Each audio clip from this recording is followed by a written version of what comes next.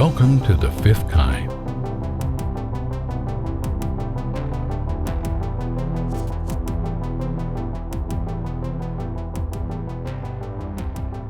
In 1984, a 26-year-old woman appeared on the beach of Anloga, a coastal town in the Kita district of the Volta region of Ghana, West Africa.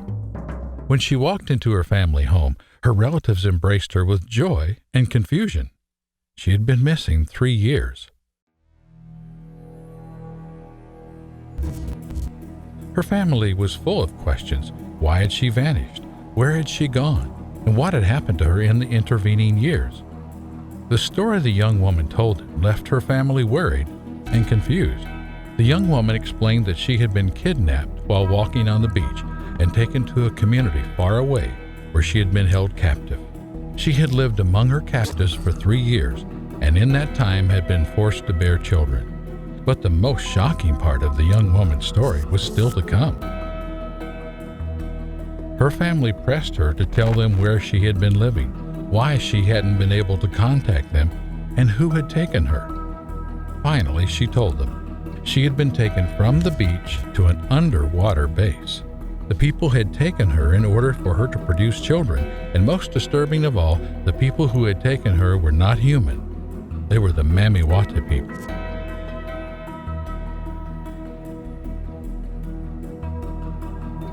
You can find the Mamiwata tradition all across Africa and into the Caribbean. On first hearing, it sounds like Western stories of mermaids or the ancient Greek stories of the sirens. The Mamiwata people are described as being very beautiful, usually the female, part human and part aquatic, and they abduct people around water. Now, you might think, oh, this just sounds like a cautionary tale warning young men to behave and stay away from the water and stay safe. But the aspect of the mythology that interests me in particular is this narrative of human abductions going back hundreds and maybe thousands of years. Now, what this young lady told her family, she did not tell as a story of convenience. My family, in fact, is just 1 degree removed from that family, and I can tell you that that was not a story she told to help herself.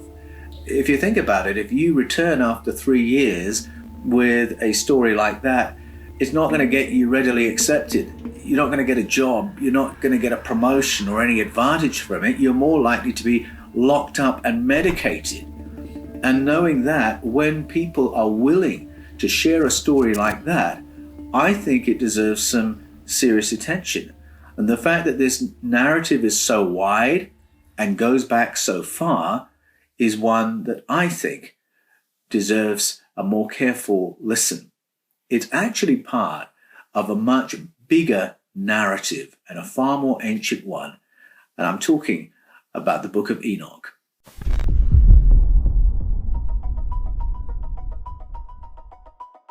The origins of the Book of Enoch are rooted in the Hebrew tradition. Scholars generally agree that the various parts of the Book of Enoch were authored in the 2nd and 3rd centuries BCE. The writing may have encapsulated an oral tradition going even further back in history. The book is titled with the name of Enoch, whom the Book of Genesis names as the grandson of Noah. Enoch is probably the Bible's first abductee. The Bible says that Enoch lived a long life and he walked with God. That's the phrase it uses. And different people have interpreted that in different ways, but it may simply mean that he really did go on journeys with God. And then finally it says, and he was not. In other words, he was taken into the heavens alive. Now, I read that as a summary of what we have in the Book of Enoch. It unpacks those journeys and that final journey in phenomenal detail. The Book of Enoch comprises several works. In the Book of the Watchers, Enoch tells the story of human females being abducted and impregnated by beings who arrive on Earth from their stations in the sky. It goes on to describe the writer's journeys through the cosmos, discovering truths previously hidden from humanity concerning other dimensions. The book of Parables speaks more of Enoch's journeys and speaks of God's judgment of the Watchers and plans for humanity. It holds out the promise of a heavenly Messiah. In the book of Heavenly Luminaries, Enoch is shown around the galaxy as an entity called Uriel instructs him in astronomy and the laws of the cosmos. The book of Enoch's accounts of interstellar travel are not the only narratives of ET contact in the Hebrew tradition. The prophet Ezekiel also reported an experience of being picked up in a flying craft. In his experience, a human-like pilot flies him around various cities of ancient Iraq before finally depositing him in Tel Aviv. The book of Ezekiel is an example of what's known as apocalyptic literature. And that's where the writer has seen or experienced something really bizarre, and they simply describe what they saw and experienced for the reader to try and work out what it means, because they know it means something. In the past, Bible scholars have assumed that Ezekiel was describing a vision, but might the author have been describing something real and material, something that today we would call an alien abduction? Ezekiel does not report this as a vision. He talks about it in very concrete terms. He tells us where he was when he was picked up, where he was flown over in Iraq, where he was dropped off in Tel Aviv, and what state he was in when he was dropped off. And it's kind of amusing, really, because all the time he's being flown around, the pilot, and he describes the pilot as he was like a human being. The pilot is trying to talk to him about religion and politics. Ezekiel is completely distracted. He's looking around at the craft he's being flown in, and he's thinking, how does this thing work? This metal is amazing. And the glass, he's never seen anything like it, so he describes it as a crystal canopy. How do these wheels work, he's thinking? And what's that roaring noise that happens right behind us every time we move? So he's completely fascinated by this craft that he calls the glory. It's a bit silly of us to read that and say, oh no, that was just a vision. Ezekiel doesn't say it was, and it's a bit silly of us to say we know better than him what he was describing. I think when we dismiss it and say it was a vision, we're really doing to Ezekiel what we do to all returnees and think we know better than what they're describing. We sort of put our fingers in our ears as soon as there's anything like an ET element, because it offends our worldview. The worldview that says we're alone in the universe, we've never been visited. End of story. The claims of the book of Ezekiel find support in other ancient literature. Flying and spacefaring craft are described in the Hindu text of the Bhagavad Gita. Similar craft are depicted in the ancient wall art of Egypt and Mesoamerica. In the book of Enoch, the writer describes journeys which took him far beyond those of Ezekiel, and even far beyond our solar system. Ezekiel's travels in this craft around Iraq were just earthbound travels. He was just flying. In the book of Enoch, the writer goes even further, and he describes being piloted around the galaxy by an entity called Uriel. And what he's being shown is the positions of the stars, how they relate to each other, where the powerful ones reside. And what's so interesting about that is this aspect of accurate astronomical detail is an element of mythologies all around the world. And you can think about the Mayan calendar, the Aztecs, the Egyptians, the Sumerians. They all had amazing astronomical information. And we think, how did they have access to that information so long ago? One of the most dramatic examples is the Dogon people of Mali, who have all this precise information about the Sirius star system. Information we haven't had until the last 20 years, they've had for centuries and centuries. And when the researchers who picked up on this asked the Dogon people, how did you get this information? They said, oh, well, the people who told us this are from Sirius C. They even knew that Sirius B was a white dwarf. We didn't even know what one of those was until very, very recently. And so this aspect of complex astronomical data is a pattern within the world mythologies. And Enoch's explanation is the same. He got this astronomical information from Uriel, an extraterrestrial entity who took him in his craft around the galaxy and explained all these things to him. The Book of Enoch describes in dramatic detail a period in which 200 watchers arrive on planet Earth and begin abducting human females. With these women, the watchers produce hybrid beings who are human in form, but far larger than normal human beings. Mythologies around the world corroborate the Book of Enoch's account of abductions by an extraterrestrial presence exiled on planet Earth. Although quoted in the New Testament letter of Jude and accepted as scripture by the Ethiopian Orthodox Church, the Book of Enoch has never been included in the internationally accepted canons of scripture for either Judaism or Christianity.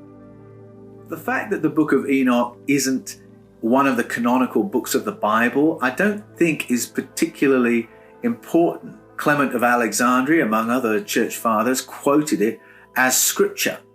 And the narrative that it holds is really an unpacking of narratives you can find referenced all through the Bible. You can find it in Genesis, Ezekiel, and in the Gospels and New Testament. Its story of 200 watchers coming and interbreeding with human beings and producing giants, that's a narrative that's in the Bible, and you can go all around the world and it repeats in mythologies from every culture. You can find it in the Mesoamerican story, you can find it in African stories, you can go to Greece, go to India, go to the Nordic countries, you can go anywhere on the planet. And that story of abductions and interbreeding with another kind of being that came from the sky repeats over and over again. In the West, these ancient accounts of abduction and interbreeding have been read as fables. The beings, exiled to Earth, are interpreted as mythical beings, are nothing more than literary creations. Some interpret the Watchers and the Mamiwota people as spiritual beings rather than a species like ourselves. But this explanation fails to account for the narrative of interbreeding. Many of the Christian and shamanic traditions of Africa take a more concrete view. These beings, these watchers, as the Book of Enoch calls them, are described as physical creatures just as much as we are. They have powers that set them apart from human beings. They can travel great distances with great rapidity, maybe interdimensionally. They're not from Earth, they come from the sky, and they intervene harmfully in human affairs. And that includes the stories of abduction and interbreeding. Now, by any reading, that sounds an awful lot like an extraterrestrial. Serious studies have been made into the area of ET abduction syndrome. The late Professor John Mack was Harvard's head of clinical psychology. In the 1990s, U.S. Defense tasked Professor Mack with investigating the psychology of military personnel who had filed reports of close encounters with extraterrestrials. As he continued his investigation, patterns began emerging in their reports. His technique included supplementary questions which gave his subjects no opportunity to prepare or collude in what they were describing. Professor Mack then widened his sample base to include civil aviation operatives who had filed similar reports.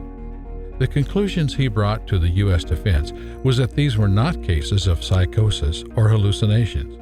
These operatives had been in contact with something real that merited further study. In 2009, Pope Benedict XVI called on the Pontifical Academy of Sciences to convene a colloquium to discuss the theological implications of contact with other civilizations. The colloquium gathered 30 leading scholars and theologians. Among those who brought its findings to the press was one of the Vatican's most senior experts in paranormal phenomena, Monsignor Corrado Balducci, a leading exorcist for the Roman Catholic Church. He explained that when contactees and abductees report their close encounters, they are not describing psychotic episodes or demonic encounters. Rather, they have been in contact with a completely different kind of entity, one which merits more serious study. Another area deserving more serious study was identified by the famous astrophysicist Carl Sagan in the 1960s. His comments were prompted by another ancient mythology concerning beings who were in appearance part human and part aquatic. The Apkallu were beings described in a Babylonian mythology that was written down by a Greek priest called Berosus in the 3rd century BCE. Berosus described the Apkallu as appearing part human and part aquatic. And that image of a hybrid human-aquatic species repeats all around the world, including in the Mamiwata narratives of Africa and the Caribbean. But what Berosus had to say about the Apkallu is really interesting. And he talks about one of their leaders, Oannes. And he lived for a period among human beings on Earth. And he and the other Apkallu were responsible, so he said, for teaching human beings about their place in the universe. And he provided the humans, and specifically the ancient Sumerians, with the basic tools and technologies of civilization. Well, could an intervention from an extraterrestrial civilization like the Apkallu explain why all of a sudden, seemingly from out of nowhere, civilization springs up in ancient Sumer, complete with mathematics, complex astronomy, civil engineering, streetscapes, banking, a legal system, money, culture, and literature? I mean, that's a phenomenon that requires major explaining. And that sudden leap forward in human evolution, I think, makes better sense if we allow for the possibility of an intervention. And that's exactly what the story of the Apkallu is. And just how interesting that their features relate to how the Mamiwata people are described. In 1962, while at Berkeley, the young Carl Sagan wrote a paper titled Direct Contact Among Galactic Civilizations by Relativistic Interstellar Spacecraft.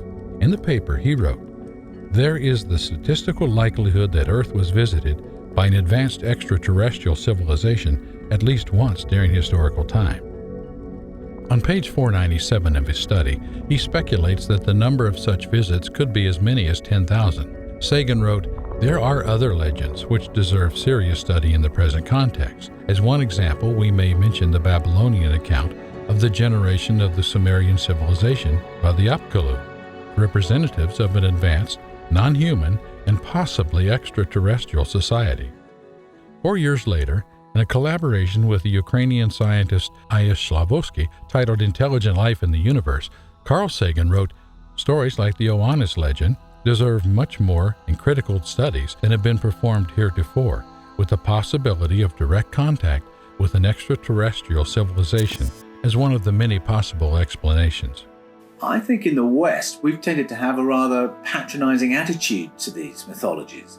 So we read an explanation of where Sumerian civilization came from, and because it involved extraterrestrial beings who appear part human and part aquatic, we just throw it in the fiction bin instead of asking what's going on there. What is this telling us? What memory might be buried in here?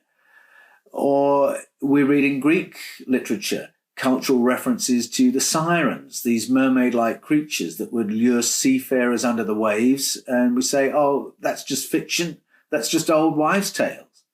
Or we listen to the Mamiwata stories and say, that's just a story for parents to frighten their children into behaving, a bit like you better be good or the bogeyman will get you. But I think to dismiss the ancient mythologies that way is a mistake, because we're dismissing a narrative that is centuries old to describe a phenomenon that is centuries old. In the United States of America alone, more than 500,000 people go missing every year. In the year 2018, 846,000 new people were registered as missing. Some are cases of misadventure. An unconfirmed number proved to be cases of slavery and trafficking. Others are cases of violent crime. Thankfully, the majority of missing persons return, and some are later found. However, approximately 15%, around 90,000 each year, remain unexplained. Year after year, thousands of people go missing, just in America's national parks. Actually, the number is so disturbing, the federal authorities officially don't report or even keep track of the figures. And when I say go missing, I don't mean, they wandered off the path and didn't come back, they got lost. I'm talking about people in the middle of a baseball game, in the middle of a conversation, walking down a path, they vanish. Now, we have no mythology, no science, no explanation of any kind to deal with that. And I think those figures ought to bother us a lot more than having to listen to the report of returnees telling us a story that offends us just because of our worldview. So I'm with Monsignor Balducci and I'm with John Mack in saying that what they have encountered is something real that merits serious study. One fascinating aspect of the Book of Enoch is that of the extraterrestrial being Ero, who tutors Enoch with an education in the cosmos, speaking of humanity's place in the universe, the astronomical home of the powerful ones, and the workings of the solar system. The description advanced knowledge being imparted by people from the stars is a theme that can be found in other indigenous mythologies, and sometimes with surprising proofs of their claims. Ezekiel's travels in this craft around Iraq were just earthbound travels. He was just flying. In the Book of Enoch, the writer goes even further, and he describes being piloted around the galaxy by an entity called Uriel. And what he's being shown is the positions of the stars, how they relate to each other, where the powerful ones reside. And what's so interesting about that is this aspect of accurate astronomical detail is an element of mythologies all around the world. And you can think about the Mayan calendar, the Aztecs, the Egyptians, the Sumerians. They all had amazing astronomical information. And we think, how did they have access to that information so long ago? One of the most dramatic examples is the Dogon people of Mali, who have all this precise information about the Sirius star system. Information we haven't had until the last 20 years, they've had for centuries and centuries.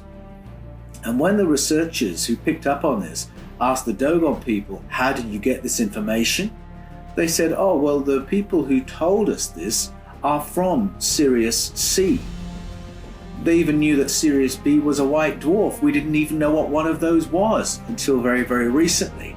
And so this aspect of complex astronomical data is a pattern within the world mythologies. And Enoch's explanation is the same. He got this astronomical information from Uriel, an extraterrestrial entity who took him in his craft around the galaxy and explained all these things to him. Is this theme of advanced knowledge purely fictional? Is it a cover for prehistoric genius, an insight that is purely human? And why does the theme of humans being tutored by higher beings recur so widely among Earth's indigenous cultures? Author and researcher Paul Wallace believes that insight into these questions might be gained by listening to the experience of those who have claimed contact with extraterrestrials, including those like the young lady from Menloga, Ghana, who claimed to have lived for 3 years among the Mamiwota people. Might there be a link between their experiences and the giant leap forward experienced by humanity in the distant past?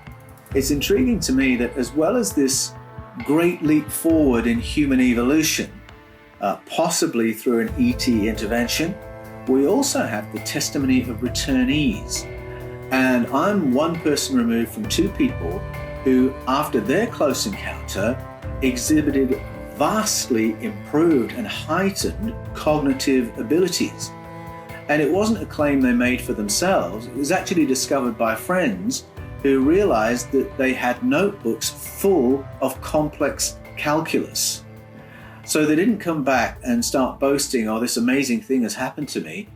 often returnees don't talk about this aspect of the story because they don't want to become a case study. They don't want to be locked up. They don't want to be examined. They don't want to be prodded and probed to work out what's happened to them.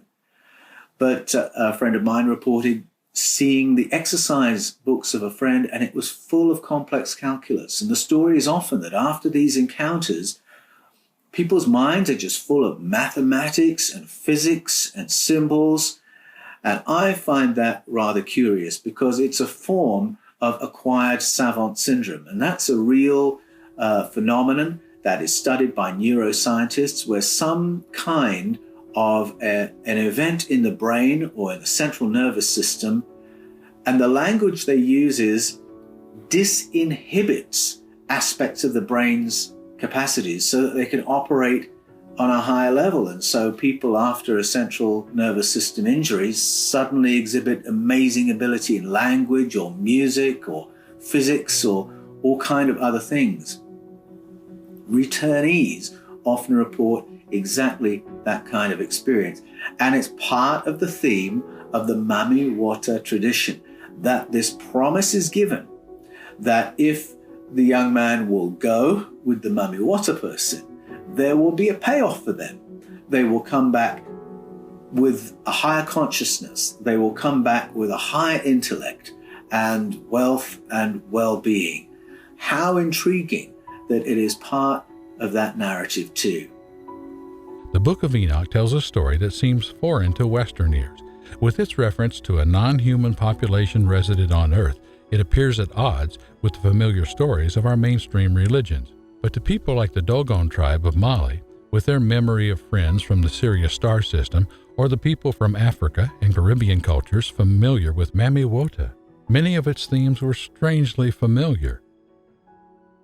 Those who had brought reports of contact with Mami Wata people and other returnees around the Earth may find comfort knowing that this generation is not the first to claim abduction by a non-human presence on planet Earth.